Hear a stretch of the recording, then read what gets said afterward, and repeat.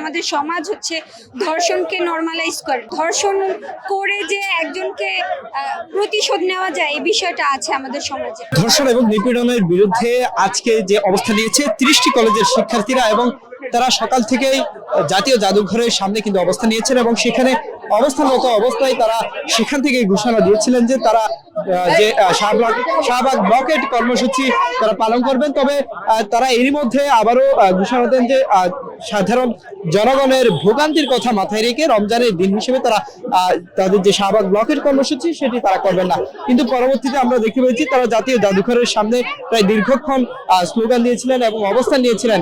ধর্ষণ নিপীড়নের বিষয়টা হচ্ছে এটা হচ্ছে সাইকোলজিক্যাল বিষয়, হ্যাঁ। আর আরেকটা হচ্ছে আমাদের সমাজ হচ্ছে ধর্ষণকে নরমালাইজ করে।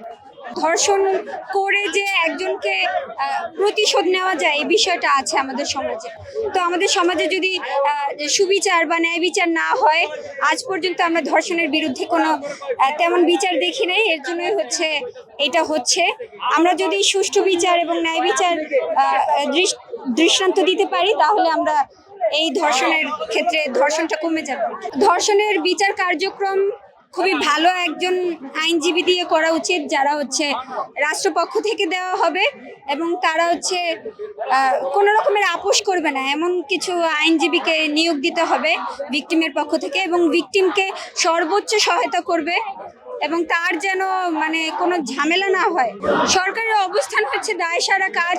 সরকার পপুলার কিছু ধর্ষণের কিছু ব্যবস্থা করছে, পপুলার কিছু ধর্ষণের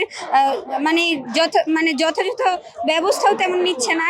সেই ক্ষেত্রে আমরা দেখতেছি যে স্বরাষ্ট্র উপদেষ্টা হচ্ছে দায়সারা কাজ করছে। এই স্বরাষ্ট্র উপদেষ্টা আলটিমেটলি ধর্ষণকে আরো উস্কানিমূলক বক্তব্য দিচ্ছে মাঝে মধ্যে। তো আমরা এই স্বরাষ্ট্র উপদেষ্টার পদত্যাগ চাই এবং আসিয়ার যেই ধর্ষণ হয়েছে এটার সুষ্ঠু বিচার চাই।